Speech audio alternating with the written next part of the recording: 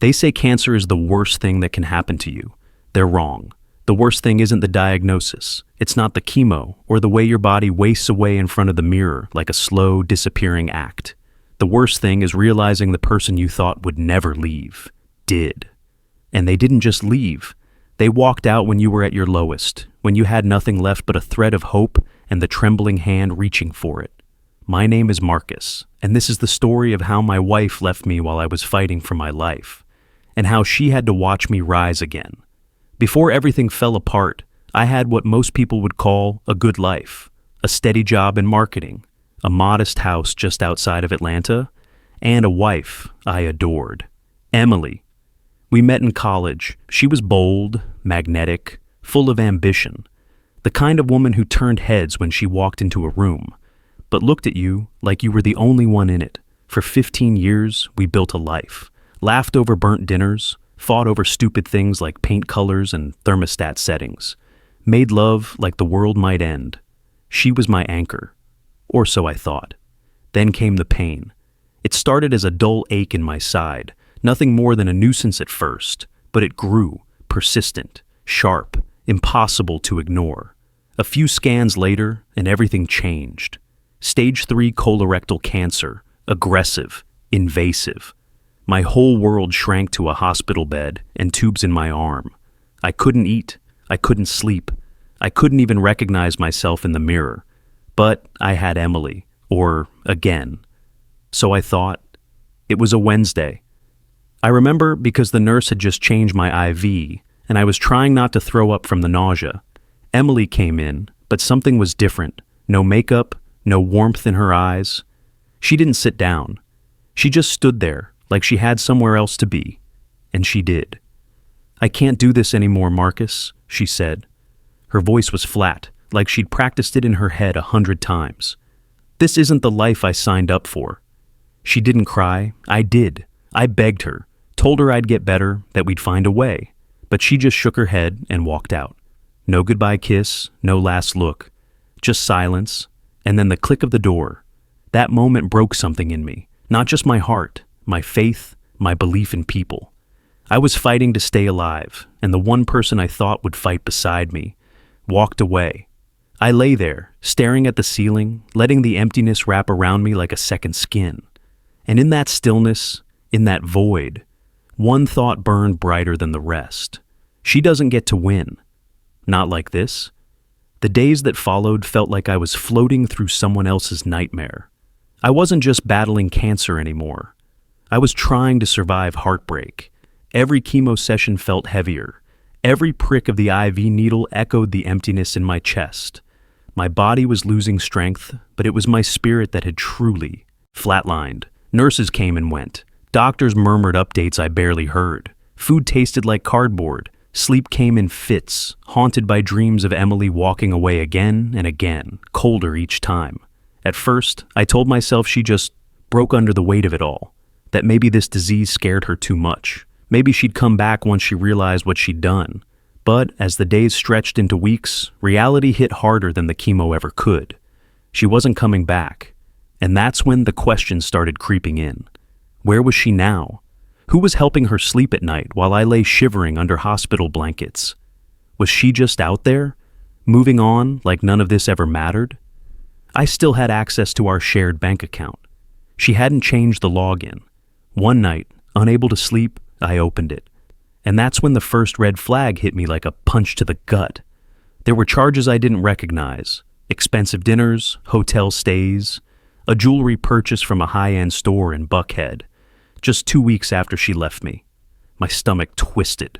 At first I wanted to believe it was for her, that she was grieving in her own way, maybe trying to cope, to find comfort in things. But that illusion didn't last long. The hotel charges weren't for solo rooms. They were for suites, with 2 guests listed. The betrayal wasn't just emotional, it was logistical, calculated. She didn't just leave me because she couldn't handle the sickness. She left because she'd already replaced me. I wanted to scream, but the pain was too deep for sound. I felt like a fool, lying in a hospital bed, struggling to hold down water, while my wife was out enjoying steak dinners and hot showers in luxury hotels with someone else. But I had no name, no face, just suspicion. I tried calling her, twice. Straight to voicemail both times. I left one message, calm, measured, polite even. "I just want to talk," I said, lying through my teeth. No response. That night, I sat staring at the hospital ceiling again. But this time, it wasn't hopelessness that filled me. It was fire, a slow, creeping fury. I wasn't sure if I was angrier at her or at myself for not seeing it sooner. The business trips she'd started taking more often, the late returns, the way she stopped checking in while I was at appointments, always too busy with work. And yet, I'd defended her, even to the nurses. "She's just overwhelmed," I'd say when they asked if I had anyone to stay the night. "She's working double shifts, trying to manage things at home." I was painting a lie over a betrayal that had already been decided. A few days later, I asked my friend Derek to come by. We'd gone to college together, and though we hadn't been close lately, he was one of the few people who still visited. I needed someone on the outside, someone who didn't sugarcoat things. "You look like hell," he said as he walked in, trying to smile through the heaviness in the room. "Yeah, well, hell's got good taste," I replied, motioning to the tubes and the machines beeping like a broken metronome. He sat down, rubbed his beard, and leaned forward. "You really want to know where she is?" My heart stopped. "You know something?" He hesitated. "Look, man, I wasn't going to say anything. You had enough going on, but yeah, people talk, especially when they think you're not around anymore." "What do you mean?" "She's been going out, like, really going out, with this guy, Ethan, I think, real estate dude, drives a white Tesla. I saw them once back in March, thought it was weird. She told people you were separated, like it had been a while." I clenched my fists. March. That was 2 months before she left me. She'd already moved on. She'd been lying to everyone, and to me. "You sure?" I asked, even though I already knew the answer. He nodded slowly. "Yeah. Sorry, man." The pieces started falling into place. The coldness, the emotional distance, the avoidance. She hadn't been breaking under pressure, she was already gone. Emotionally checked out long before the doctor ever said cancer. I didn't have full proof yet, no photos, no confession, but the signs were everywhere now, bleeding through the lies like ink on cheap paper.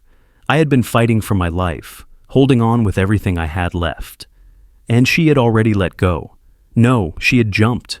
And for the first time in weeks, my nausea wasn't from the chemo. It was from betrayal. There's a certain clarity that comes when you hit rock bottom. You stop waiting for people to rescue you. You stop hoping things will magically fix themselves. And in that silence, after the tears, after the begging, you begin to see. You begin to plan. After Derek told me about Ethan, I couldn't stop thinking about that name.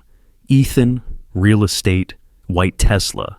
It played in my head like a broken record. I wasn't going to lash out. I'd learned the hard way that rage only weakens you when you're sick. No, if I was going to move forward, I needed facts, evidence, truth that couldn't be denied or spun. I had time between treatments, time between tears.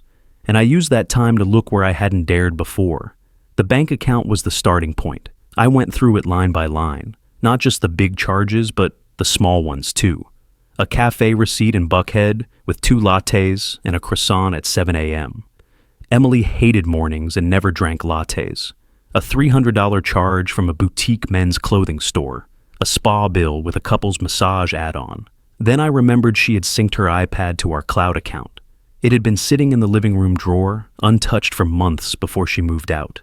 I'd assumed she'd taken it, but no. When I asked my brother to check the house, he found it, still in the drawer, still charging. When he brought it to the hospital, my hands trembled opening. She hadn't logged out. Her messages were still synced. It only took seconds. There he was, Ethan. His messages were disgusting, flirty, sexual, cruel in a casual way. "I'm glad you're finally free," he'd written just days after she walked out. He was dead weight. Dead weight. I felt my throat close, my vision blur. I'd always thought betrayal would come like lightning, sudden and loud. But this was quiet. It crept in through smiles and I love yous, and before you knew it, it had gutted you. I kept scrolling. She'd been with him for months. Photos, dates, laughing emojis, even plans.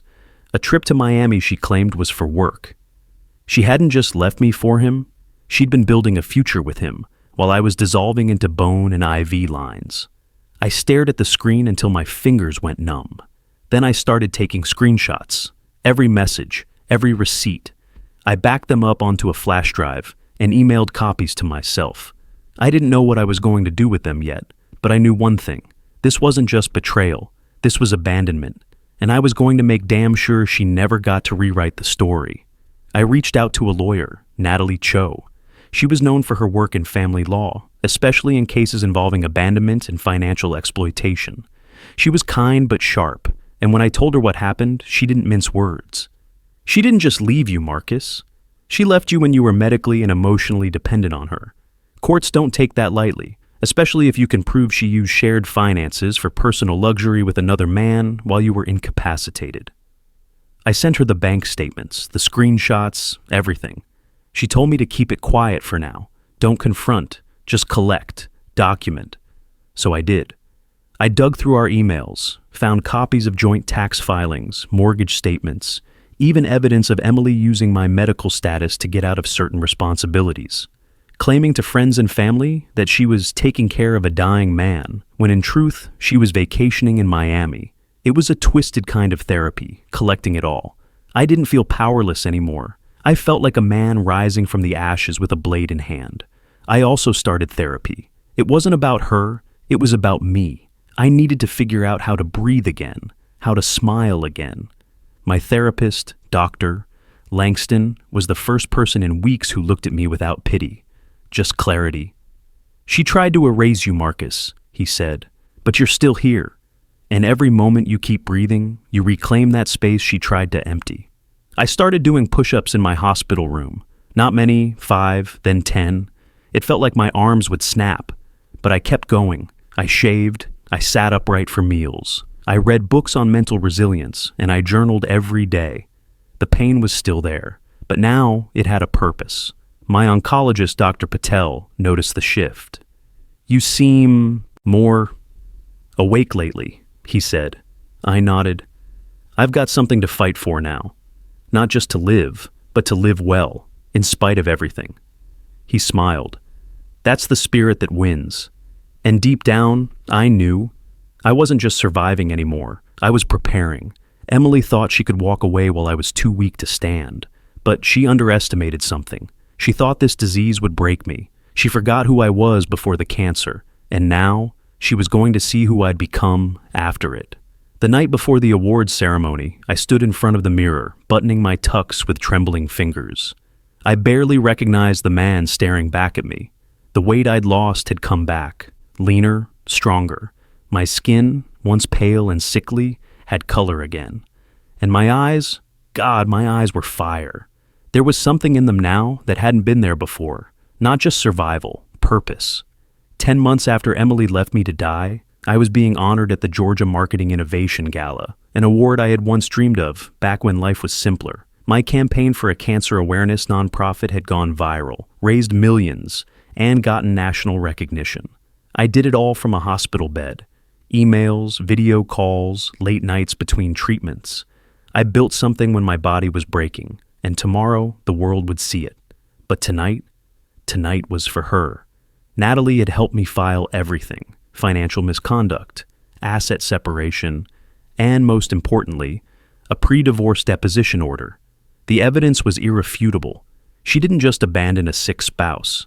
She did it while embezzling joint finances to wine and dine her lover. We had receipts, screenshots, even timestamps overlapping with her excuses. I hadn't told Emily anything yet. That was deliberate. She had no idea what was coming until I walked into that hotel ballroom. The gala was at the Ritz-Carlton downtown, lights everywhere, laughter, clinking glasses. I walked in with Derek at my side, who grinned and whispered, "You're about to make headlines, brother." And then, like fate had a flair for timing, I saw her.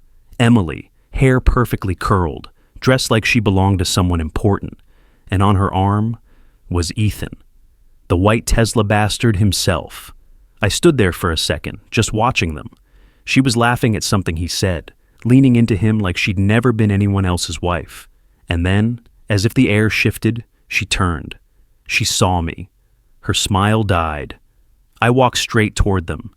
"Emily," I said, calm as glass. Her eyes widened. "Marcus?" She blinked. I didn't know you'd be here." I nodded. "I figured you didn't. After all, you said you couldn't do this anymore. Thought that meant you weren't into cancer galas." Ethan stepped forward like he was going to say something, but I cut him off with a stare so cold he stepped back. "I won an award," I said, loud enough for the surrounding guests to hear. "For building a national campaign while undergoing chemo, for staying alive when I had every reason to give up." Emily tried to recover. I'm glad to hear that, really. "That's amazing, Marcus." I reached into my jacket and handed her an envelope. She looked confused. "What's this?" "That's the start of your future," I said. "Legal proceedings, financial restitution, separation of assets. My attorney filed the paperwork this morning."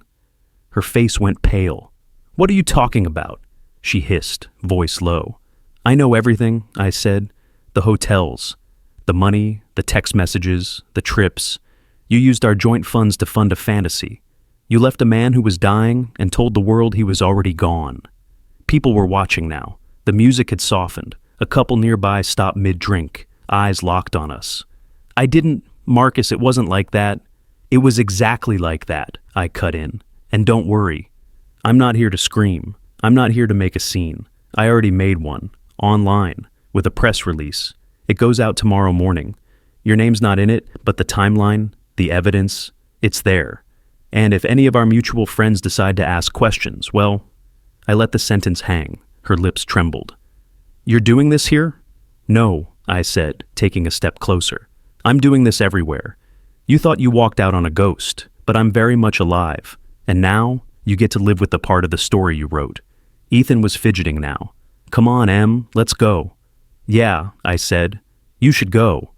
Before people start Googling your face."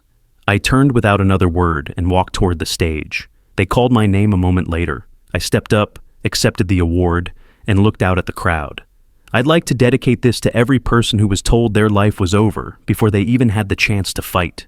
To those who've been left behind in hospital beds, in silence, in betrayal.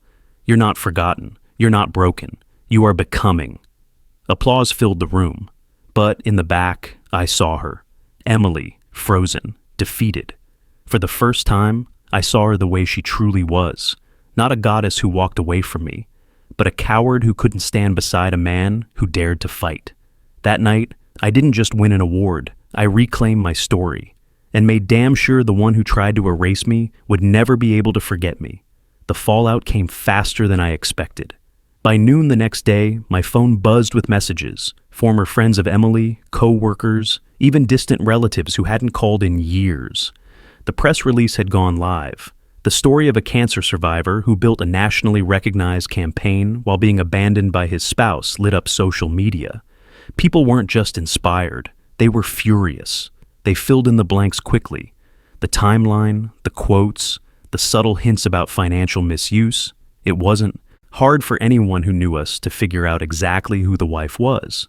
Emily tried damage control. She posted a carefully worded note on Facebook about mutual separation and difficult decisions during health crises. But it backfired. People weren't buying it. Screenshots leaked. Old friends of mine, people who had been silent during my illness, started reposting her Instagram pictures from those so-called work trips, with captions like, "Interesting vacation for someone claiming to be a caregiver." Ethan vanished from her pages within days. By the end of the week, she'd deleted most of her social media. The legal proceedings advanced quickly. With Natalie leading the charge and the overwhelming evidence we had, Emily was forced to return a significant portion of the shared assets she had funneled into her new life. The court didn't just reprimand her for financial misconduct. They documented her abandonment in the divorce record. That stain would follow her if she ever tried to play the victim again. And yet, as the dust settled, I didn't feel triumphant. I felt clean. Like I'd been dragging a rotting weight behind me, and suddenly it was gone. But in its place was something quieter. Sadness, maybe. Not for her, but for the version of myself who had once loved her so deeply, who believed that love was unconditional. That part of me had died long before the cancer went into remission. One afternoon, weeks later, I stood on the balcony of my new apartment. It wasn't big or fancy, but it was mine, fully mine. I looked out at the skyline and breathed deeply. No tubes, no machines, no one waiting to betray me. Closure doesn't come like a finish line. It arrives in moments, in the silence after justice, in the first bite of real food after chemo, in the mirror when you see someone stronger staring back. I still think about her sometimes. I wonder if she watches me now, on stages, on interviews, in articles celebrating what I built out of the wreckage. I wonder if she ever regrets it. But that's no longer my burden to carry. I didn't just survive the cancer, I survived her. And I came out of it with something no one can take away. My dignity, my voice, and a future that's entirely mine. It's funny how peace doesn't always come with fireworks or grand announcements. Sometimes it shows up in the quietest ways. A hot cup of coffee on the porch, waking up without dread in your chest, a full breath, no machines, no wires, just lungs working the way they're supposed to. That's where I am now. It's been a year since the gala. A year since Emily looked me in the eyes and realized she hadn't buried me. She'd awakened me. And in that time, I've built something stronger than the life I had before. Not just a career, not just a reputation, but a self. One I never would have met if she hadn't walked out that door.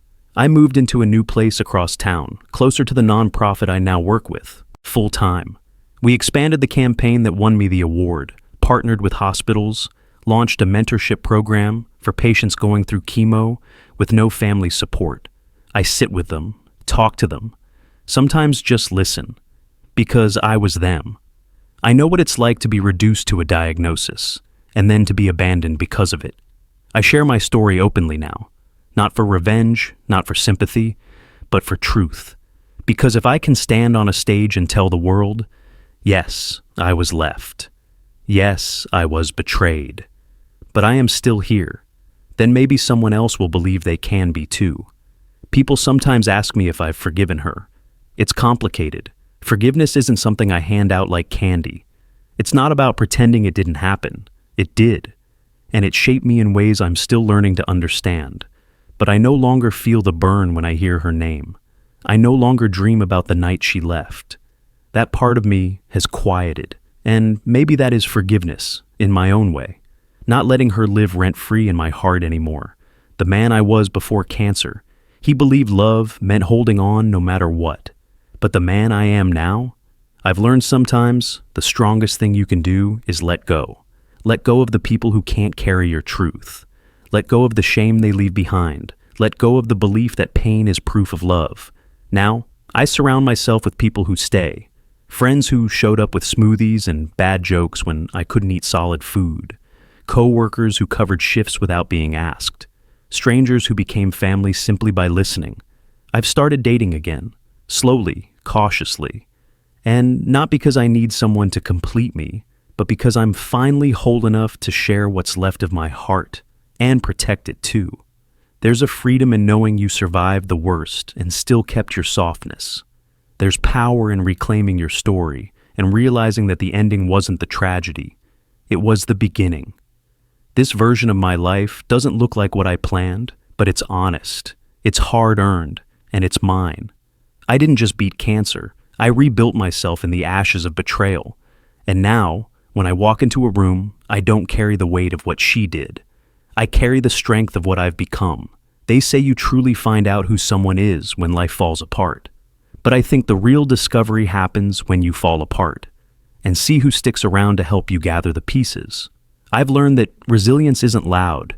It doesn't always roar or charge forward. Sometimes it's as quiet as getting out of bed when your body begs you to stay down. It's choosing to fight for your dignity even when love has failed you. It's looking in the mirror, bruised and hollow-eyed, and whispering, "You're not done yet." For a long time, I thought strength meant holding on, to marriage, to promises, to people who swore they'd never leave. But true strength, it's knowing when to let go. It's trusting that walking away from someone who abandoned you is not weakness, it's survival, it's self-respect. And justice doesn't always come with a gavel or a courtroom. Sometimes it looks like success in the face of betrayal. Sometimes it's standing on a stage with the whole world watching, while the person who gave up on you has no choice but to watch you shine. People ask me how I made it through. The answer is simple. I didn't let her ending become mine. Every heartbreak, every chemo session, every sleepless night, each one carved something deeper into me. Not emptiness, but capacity. For empathy, for purpose, for clarity. When you've been to the edge and back, you stop living for approval. You start living for truth. And if there's one thing I want anyone listening to take from this, it's this. Don't let betrayal define your story. Let it refine it. Let it strip away what was never meant to last and reveal the steel beneath your skin. Because the person you become after being broken, that's the person you were always meant to be. I'm not angry anymore. I'm not broken. I'm becoming. Every day. And if you're out there, sitting in your own hospital bed, staring at your own silence, just know this. Your comeback doesn't need permission. It only needs you.